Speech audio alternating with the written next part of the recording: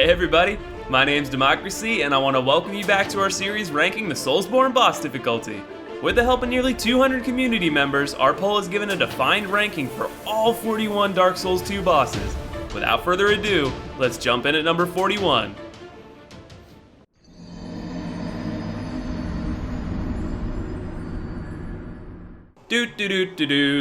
Holy shit, a boss fight! That pretty much sums up how I felt the first time I found this boss. I would actually say it caught me the most off guard of any boss in the game. So I'll give the boss that, the element of surprise. After running around wildly and assessing the situation, I knew I needed to take the lightning mages out first.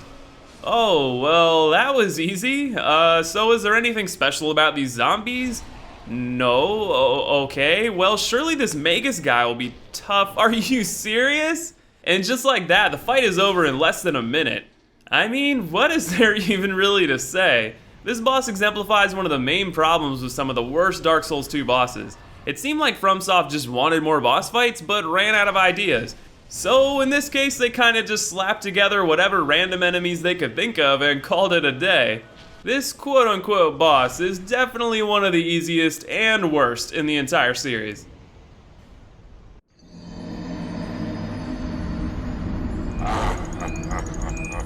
The first time walking into Jabba the Hutt's lair, I was actually kind of intimidated. A boss this big and ugly has to have some tricks up his sleeve, right? Wrong. This fat blob behaves hilariously like you would think a creature that weighs a megaton would. He seriously struggles to muster up any kind of defense. He kind of flops around, wiggles a little bit, and works up all the energy he's ever collected to leap a whole 10 feet. Of course, this is all stupid easy to dodge by, well, just standing next to him and strafing. The only way to die to this boss is if you're careless or greedy, plain and simple. Now he does have an attack where he eats you and de-equips all your items. That's a really cool mechanic if he actually landed it with any sort of consistency.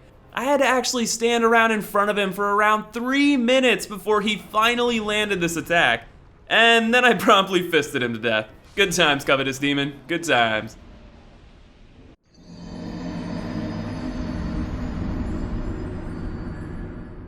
The Dragon Rider is all bark and no bite. He looks like a badass, but you quickly realize all you gotta do to take him down is strafe, roll every once in a while, and then punish. Of course, you only have the room to do this easily if you pulled that lever to increase the size of the arena. So is the fight harder if you miss the lever? Sure. If you're unaware of this, just watch. That is just hilarious. This guy revs up like he's about to ruin your day, and then whiffs so hard his fat ass falls off the platform. He's all like, look at this little baby, backed in a corner, you're mine now, wait, what? No! So basically, whichever way you decide to deal with the Dragon Rider, you're nearly guaranteed to come out victorious.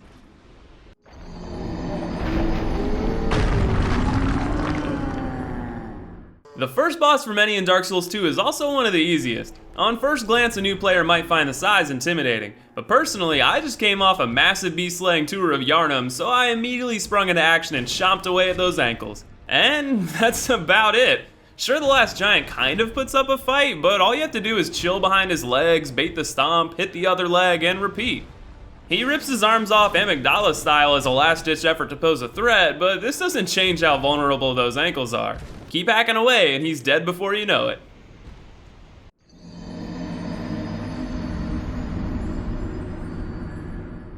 Another in a long line of gank fights in Dark Souls 2, the Skeleton Lords may seem imposing upon seeing that there are 3 of them, but just look how few hits it takes to kill one of them.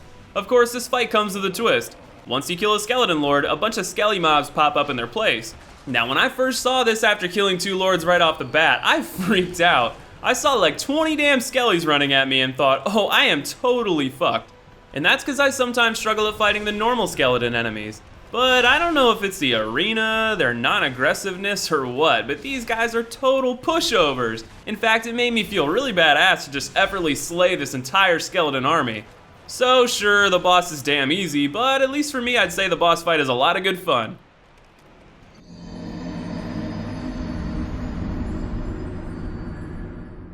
Did somebody call an exterminator? That's how this fight makes you feel, because the moment you step through the fog gate, you're met with a scary amount of rats. So what do? What any good exterminator would do. You go ham smashing these vermin. After smashing 10 of the little bastards, this tough guy with a mohawk drops in, only to die near as fast as the rest. Seems simple, right? It is, but I easily see why some could hate this fight. If you get cornered and overwhelmed, you could easily get toxic and quickly die. But as long as you stay on the move and use the statues to block for an advantage, this fight should be over within a minute.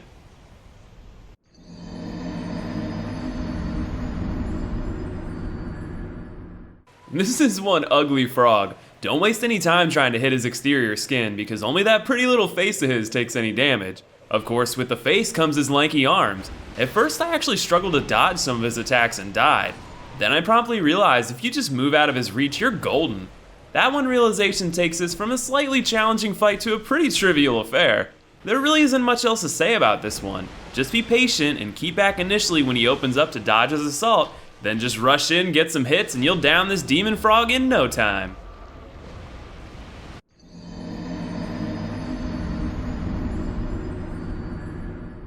An easy way to sum up this guy is cool arena, kinda pathetic fight. It might seem intimidating upon first glance, but this battle is as simple as bait the attack and punish. The only slight difficulty is the amount of different moves the guy has, since both sides have a unique moveset. There is a caveat to the fight though. As you fight, the water around you slowly rises, so if you play really passive, the fight will become more difficult as it continues. This is a really neat idea and does add some tension to the fight. But once you're familiar with his bag of tricks, it becomes very easy to down him in around a minute, so unfortunately this mechanic rarely comes into play.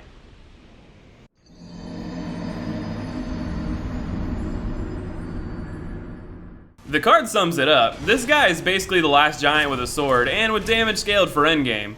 Honestly, the short run up to this guy with the battling giants and the ballistas is more likely to kill you than this big pushover.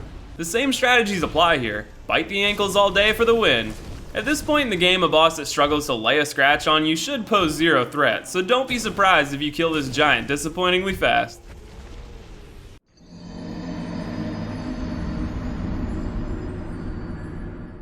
Yay! Even if it's a rehash, how can I complain getting to fight one of the better series bosses over again? Where's old bitch tits? Oh, he's not coming? Well, this shouldn't take long.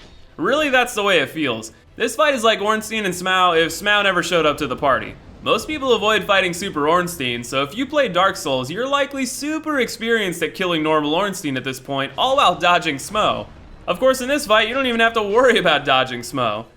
He does have some varying moves, but none that are overly threatening. He must be getting seriously old after thousands of years.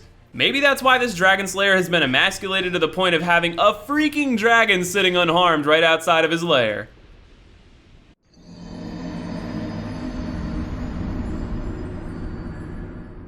You know what's harder than one Dragon Rider? 2 Dragon Riders! I imagine that's what the conversation went like in the development stage, so there it is.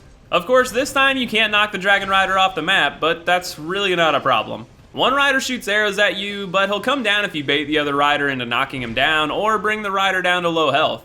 From there, it takes little damage to kill the archer model. Then just take the other guy out and it's over. I actually died in this fight due to underestimating them and being greedy, but if you keep your greed in check, this fight is mostly a cakewalk, if not a boring one.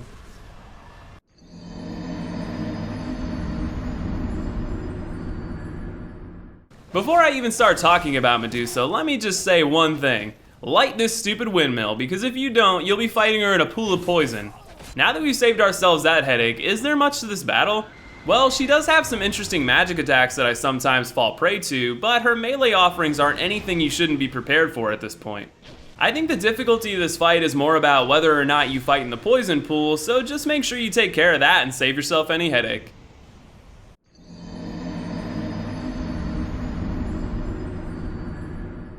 Woohoo! Dragon fight! This fight can really go one of two ways for you. Either the dragon avoids any aerial attacks, making it stupid easy for you to just beat it to a pulp, or if you're unlucky, and I definitely was, you'll have to dodge a lot of fire attacks from the air. For the most part though, these attacks aren't too difficult to dodge, and once it lands, you just punish it more and it's dead before you know it.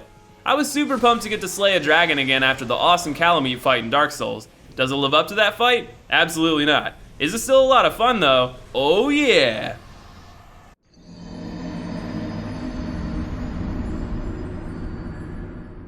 At least aesthetically, it's very hard to see this fight without thinking of Quelaag.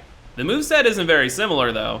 But to be honest, it's hard for me to say much about anything she does because most fights I've had with her, she's dead before she can really even do anything. Of course, that makes me greedy in this battle, and I stupidly died once while attacking wildly. But in my experience, this fight is as simple as sticking to her left side and attacking like crazy. Every once in a while she'll manage to punish you, so save a little stamina to dodge and you should have no problem crushing this scorpion. I am the great mighty Boo. Seriously, this thing is disgusting! A fight like this makes me want to kill this boss ASAP. Fortunately, that's likely in the cards, as this battle isn't too much of a struggle. His moveset is rather limited, with most attacks being anywhere from 1 to 3 easy to dodge swipes of his cleaver.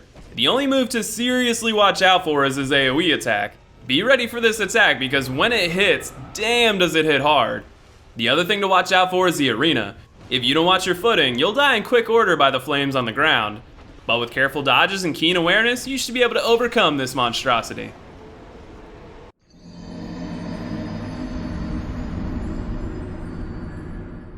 Really, this boss should be called Old, my goal is to knock you in my fucking hole king. Does that sound dirty? Well good, because it feels fucking dirty being shoved inside the Old Iron King's hole.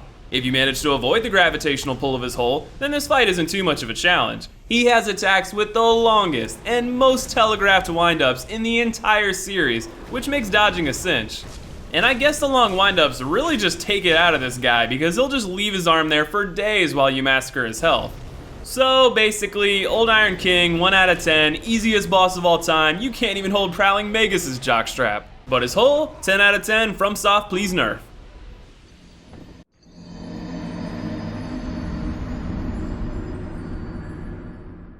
I hate the run-up to this boss.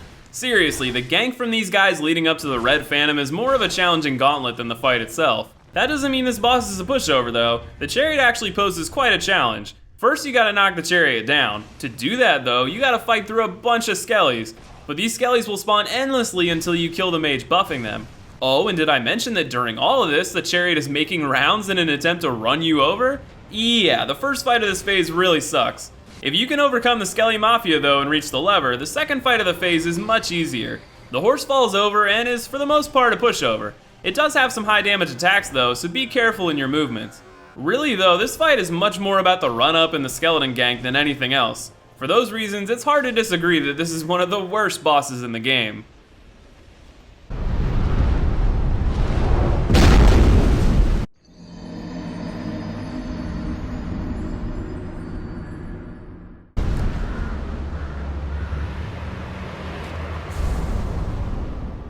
After getting over that sick intro, you get to go toe-to-toe with this awesome knight. How does he stack up? Well, he can certainly be tough for first-time players. He's very aggressive, has the ability to curse you, and is great at punishing the greedy. On the other hand, if you're patient, this fight can be rather easy. Really all you have to do is dodge until he stops his combo, hit 1 or 2 times, and repeat. The boss also has some of the most generous parry timing in the game. If you take advantage of this in the right spot, you can even use one of the ballistas to absolutely obliterate his health. So while it's easy to see why he tied for the 7th easiest boss vote in the game, it's not hard to see why he ranks in the middle of the pack. He's like the Gascoigne or Gargoyles of Dark Souls 2, and he's a pretty cool one at that.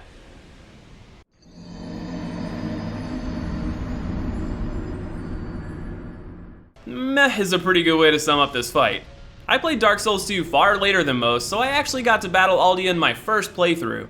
I was expecting an epic and tough battle. What did I get? Kinda boring battle. I mean, Aldia basically boils down to dodging highly telegraphed attacks, waiting until his flame guard is lowered, and getting some hits in. The challenge comes in that you can be heavily punished for being greedy, and this fight can be quite lengthy. This gives more opportunities for you to make a mental mistake, especially considering this could be potentially your 3rd boss fight in a row. But if you keep your composure and time your hits carefully, the Scholar of the First Sin will go down with relative ease.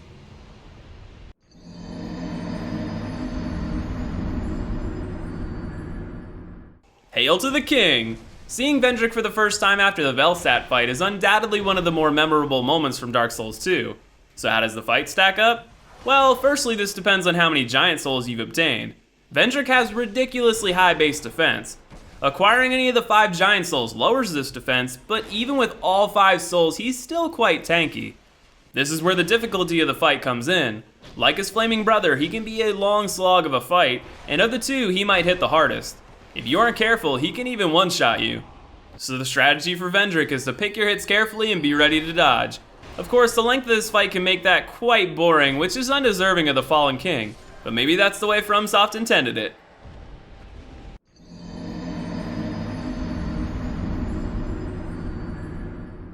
One last battle for today, and according to the community, it's the worst in the game.